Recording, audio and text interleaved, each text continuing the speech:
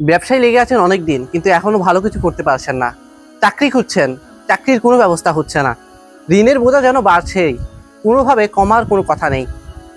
এত এত রিজিকের যখন পেরেশানি, তখন আপনাদের সামনে সিরাত থেকে আমি ৩টা ঘটনা উল্লেখ করব এবং তারপর এটা সমাধানটা বলার চেষ্টা করব, যেটা আমার পার্সপেক্টিভ থেকে আমার মনে হয়েছে। প্রথমত, আমরা যদি ইউসুফ আলাইহিস সালামের বিষয়টা দেখি, ওনাকে যখন জুলেখা একটা রুমে, বদ্ধ রুমে নিয়ে গিয়েছিল এবং কুপ্রস্তাব দিয়েছিল, উনি তখন কি করেছিলেন? উনি যখন দৌড়ে গিয়েছিলেন দরজা দিকে, দরজা কিন্তু তালাবদ্ধ ছিল, 7টা দরজা ছিল। উনি যখন আল্লাহর উপর ভরসা করে দৌড়ে গিয়েছিলেন, এরপরে কিন্তু দরজাগুলো খুলে যেতে লাগলো। হ্যাঁ, এখন আল্লাহ চাইলে এমন করতে পারতেন না যে ইউসুফ আলাইহিস সালামকে ওহী পাঠিয়ে বলতেন যে ইউসুফ তুমি দৌড়াও, আমি দরজা খুলে দিচ্ছি। বিষয়টা কিন্তু এমন ছিল না। আগে ইউসুফ আলাইহিস সালাম স্টেপ নিয়েছে, অর্থাৎ ইউসুফ আলাইহিস সালাম আগে দৌড়ে গিয়েছে দরজার দিকে, এরপর দরজাটা খুলে গিয়েছে। আচ্ছা, এরপর আরেকটা ঘটনাতে যাই। মুসা আলাইহিস সালাম, ফেরাউনের বাহিনী যখন মুসা আলাইহিস সালামের ধাওয়া করছে, মুসা আলাইহিস সালাম যখন হাঁটতে নীল নদের সামনে চলে আসছে, সামনে নদী, পিছনে ফেরাউনের বাহিনী। এমন একটা পরিস্থিতি লাইফের আমাদেরও মাঝে মাঝে আছে, কিছুই করার থাকে না, সামনে যাব না পিছিয়ে আসবো, একদম এমন পরিস্থিতি যেখানে আল্লাহ ছাড়া আসলে আমাদের কোনো পথ থাকে না। এমন সময় মুসা আলাইহিস সালাম কি করেছেন? উনি ওনার হাতে থাকা লাঠি দিয়ে পানিতে আঘাত করেছেন এবং আঘাত করার কারণে পানিগুলো সরে গিয়েছে, নীল নদ 2 ভাগ হয়েছে এবং উনি ক্রস করে নদী অতিক্রম করে চলে গিয়েছেন। আচ্ছা, 2টা ঘটনা গেল, আমি শিক্ষাগুলো একটু পরে আসতেছি। তৃতীয় আর একটা ঘটনা, মরিয়ম আলাইহিস সালাম যখন নির্জনে চলে গেলেন, যখন উনি হচ্ছেন প্রেগনেন্ট অবস্থা, অর্থাৎ নির্জনে চলে গেলেন এবং হচ্ছে যে প্রেগনেন্ট অবস্থা, আমি একটা চিন্তা করেন, একটা মহিলা কিন্তু সবচেয়ে দুর্বল থাকে এই অবস্থায়। মহিলারা তো সাধারণভাবে পুরুষের তুলনায় দুর্বল, কিন্তু আরো বেশি দুর্বল হয়ে যায় কিন্তু এই অবস্থায়। এমন সময় উনি যখন নির্জনে আছেন, উনি যখন খাবারের কষ্ট পাচ্ছেন, অর্থাৎ রিজিকের কষ্ট, উনি তখন আল্লাহর কাছে দোয়া করলেন। আল্লাহ ওনাকে কি বললেন? যে উনি একটি খেজুর গাছে পাঠাচ্ছিলেন, যে বললেন যে তুমি খেজুর গাছটা ধরে নাড়া দাও, আমি তোমাকে রিজিকের ব্যবস্থা করে দিব। উনি যখন খেজুর গাছটা ধরে নাড়া দিলেন, তখন খেজুর পড়লো এবং উনি খাইলেন। 3টা ঘটনা বললাম। এখন এখানে শিক্ষাটা কি? প্রথমত দেখেন, যে আল্লাহ বাবা ছাড়া ঈসা আলাইহিস সালামকে জন্ম দিয়েছেন, যে আল্লাহ বাবা মা উভয় ছাড়াই আদম আলাইহিস সালামকে সৃষ্টি করেছেন, তিনি কি চাইলেই পারতেন না যে মরিয়ম আলাইহিস সালাম খেজুর গাছ নাড়া না দিলেও জাস্ট আসমান থেকে যেভাবে মুসা আলাইহিস সালামের জমানায় খাবার আসতো, এভাবে খাবারটাকে উনি পাঠাইতে পারতেন না? পারতেন, কিন্তু পাঠান নাই কেন? পরের ঘটনায় বলবো। মুসা আলাইহিস সালাম যখন নীল নদের সামনে পৌঁছে গিয়েছিলেন, আল্লাহ কি নির্দেশ দিয়েছিলেন? যে হে মুসা, তোমার হাতে লাঠি দিয়ে পানিতে আঘাত করো, আমি তোমাকে রাস্তা করে দিব। এখন যে আল্লাহ এত ক্ষমতাশালী, এত শক্তিধর, উনি কি মানে সামান্য লাঠির আঘাত, একটা লাঠির আঘাতে কি কখনো নদী 2 ভাগ হইতে পারে? পারে না। কিন্তু আল্লাহ কেন সেই লাঠির আঘাতের অপেক্ষা করলেন? আল্লাহ চাইলে এর আগে রাস্তাটা করে দিতে পারতেন, যে মুসা তোমাকে চিন্তা করতে হবে না, মুসা আলাইহিস সালাম যেন এসেই দেখে রাস্তা দ্বিখণ্ডিত আছে, উনি পার হয়ে যাবে, এমন করতে পারতেন, কিন্তু করেন নাই।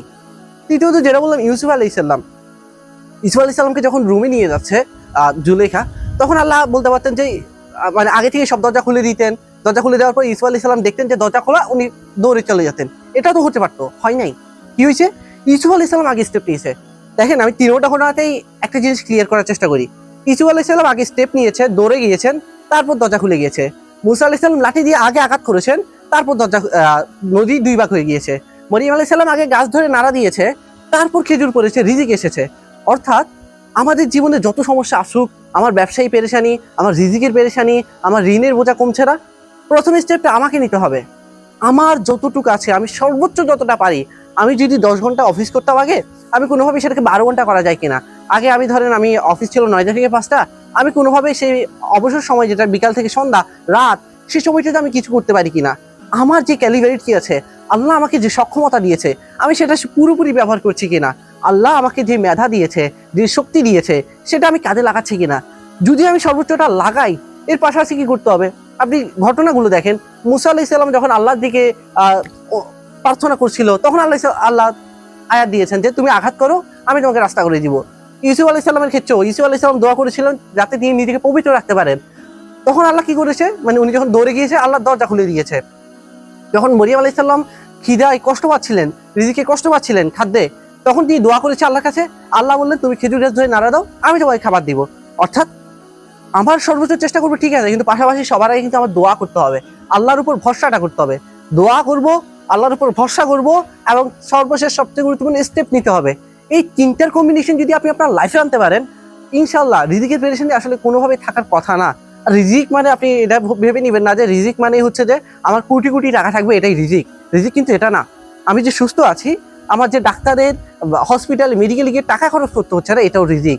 আমি যে বাবা মার সাথে থাকতে পারছি, বাবা মার সাথে একসাথে আমি আনন্দ করে খেতে পারছি, আমাকে বাইরে ধরেন বিদঘুটে পরিবেশে বা হচ্ছে যে অন্য কোনো কষ্ট পেতে হচ্ছে না, এটাও রিজিক। আমি হচ্ছে বাবা মার সেবা করার সুযোগ পাচ্ছি, তাদের সাথে আসছি, তাদের সাথে আমার ফ্যামিলি একটা সময় কাটছে, আমি রমজান পেয়েছি, এটাও রিজিক। হ্যাঁ, আমি আপনারা যেহেতু ভিডিওতে দেখতে চেয়েছেন যারা ঋণগ্রস্ত বা বিজনেসে পেরেশানিতে আছেন, তাদের ক্ষেত্রে আপনারা হয়তো বলবেন ভাই এটাও তো এক ধরনের রিজিক, আমি এটা কিভাবে পাবো? একই ফর্মুলা।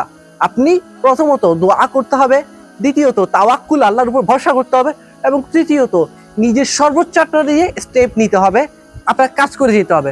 এরপর অবশ্যই অবশ্যই আল্লাহ আপনাকে এর উত্তম প্রতিদান দিবেন। সিরাত থেকে বিজনেস শিখি আজকে প্রথম পর্বে আমরা এই বিষয়টা রিজিকের কনসেপ্টটা ক্লিয়ার করার চেষ্টা করেছি। এরপরে পর্বগুলোতে আমরা চেষ্টা করব সিরাতের বিভিন্ন ঘটনা, সাহাবীদের বিভিন্ন ঘটনা, বিভিন্ন নবী করিম সাল্লাল্লাহু বিভিন্ন নবী রাসূলদের ঘটনা থেকে আমরা বিজনেসে বা আমাদের প্র্যাকটিক্যাল লাইফে, ক্যারিয়ার লাইফে কি কি লার্নিং পেতে পারি, এই বিষয়গুলো নিয়ে আলোচনার চেষ্টা করব ইনশাআল্লাহ।